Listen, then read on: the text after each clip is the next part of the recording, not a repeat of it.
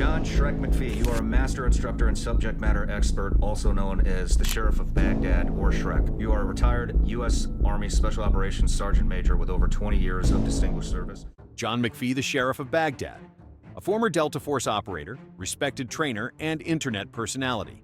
But lately, his name's been everywhere, and not always in the best way. The channel Valhalla VFT dropped a video that pulled official Army documents through FOIA requests, alleging misconduct, tab revocation, rank discrepancies, and even fabricated war stories. It blew up fast. But that's not the end of the story. Other Green Berets, including Clay Martin, have fired back, saying Valhalla left out the most important part: context. Tonight, we're breaking it all down: the documents, the rebuttals, and the bigger question: what matters more, what the paperwork says, or what a man actually did in the field? Who is McPhee? Before we dive into the controversy, let's ground ourselves.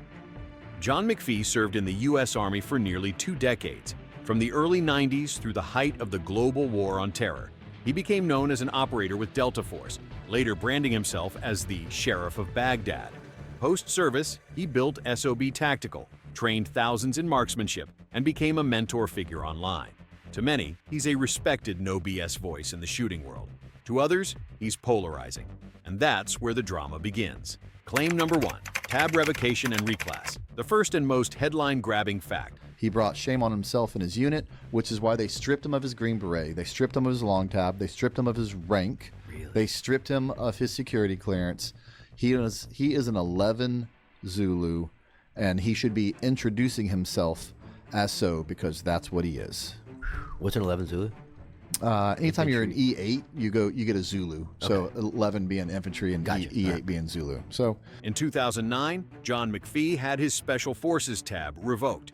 Alongside that, his MOS was reclassified, stripped from the prestigious 18 Series Green Beret track back to the infantry code, 11Z. This wasn't symbolic. It came with heavy consequences: suspension of his special pays, loss of his security clearance, a general officer memorandum of reprimand in his permanent file, forced reassignment at Fort Bragg instead of PCS-ing to a better posting. And the revocation wasn't a low-level decision. It carried the signature of Admiral William McRaven, one of the most respected names in special operations. That detail alone made critics sit up. This wasn't a minor administrative slap. Claim number 2, retired rank. For years, McPhee has been introduced in podcasts, classes, and appearances as a sergeant major. Also known as the Sheriff of Baghdad, or Shrek. You are a retired U.S. Army Special Operations Sergeant Major with over 20 years. you say that you're a retired Green Beret Sergeant Major. That's not what you retired as. You're a retired infantryman, Master Sergeant, and that's.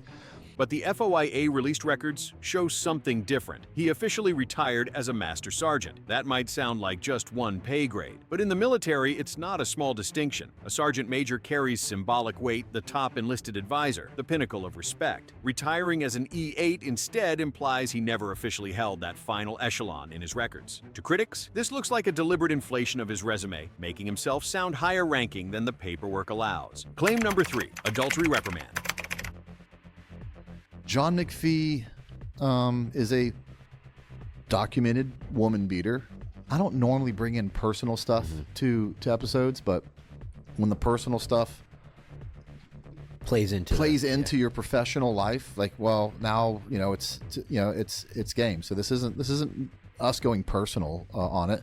This is just what happened. Among the most concrete allegations is the General Officer Memorandum of Reprimand citing adultery. The report details an adulterous relationship with a married NCO, while both were assigned to Joint Special Operations Command in 2008 to 2009. The reprimand language is harsh. McPhee's conduct was described as a departure from the moral, ethical, and legal standards required of our most senior NCOs, undermining good order and discipline. This wasn't whispered rumor. This was officially investigated, acknowledged, and filed. Claim number 4, domestic violence allegations. The files and statements include disturbing allegations of domestic abuse, threats made while intoxicated, shoving a woman to the ground while she was pregnant, allegedly pointing a loaded weapon at a partner, a 911 call that did not result in charges. For critics, these accounts raise serious concerns about whether McPhee should be held up as a role model, especially to younger soldiers and civilians who follow him online. Claim number 5, removal from Delta and detainee abuse.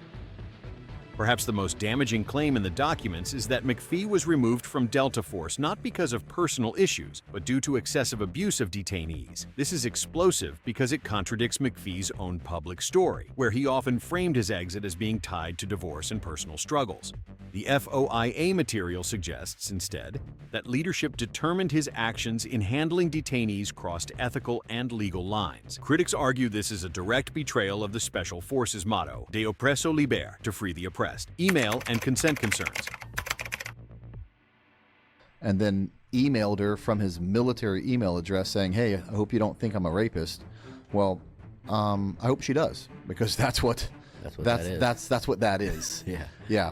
So the end of his career was full of turmoil that he brought on himself. Another piece cited in Valhalla's video is an email from McPhee himself, referencing a sexual encounter with a woman who, according to context, was heavily sedated on Ambien and Xanax. The concern raised is simple but serious. If she wasn't capable of fully participating, was there consent? The Army reprimand notes this as part of a larger pattern of questionable judgment, feeding the case that McPhee had failed to uphold the ethical standards of a senior NCO. Claim number 7, Desert Storm story, 12 o'clock to 1:30. Finally, the alleged false war story.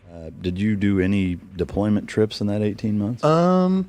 Let's see. Oh, we jumped in Iraq in like fucking 90 or whatever it was. I broke my leg, Shit. landed in a minefield, had a walk with broken bones, and then like... He did not jump into Iraq with the 175th. It's pretty easy to tell. Anyone with Google can find this out, because the Rangers didn't jump into Iraq in 1991. He's talking about an operation called Irish Gold.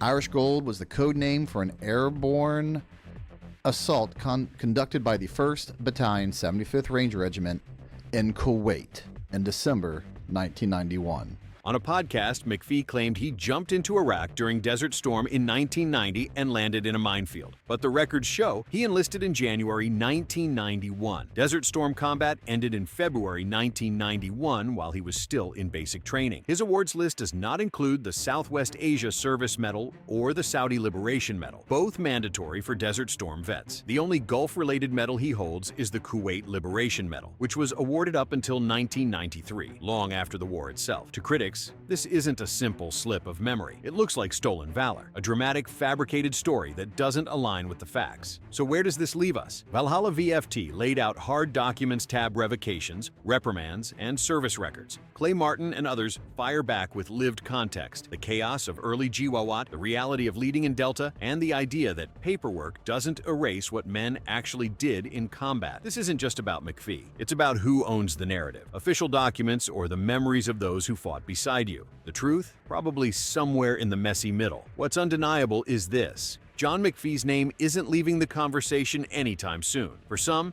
he's a mentor and hero. For others, he's a cautionary tale. But at the end of the day, this debate forces us to ask, how do we judge soldiers after war? By the paperwork, by the stories, or by both? Let me know in the comments. Where do you land?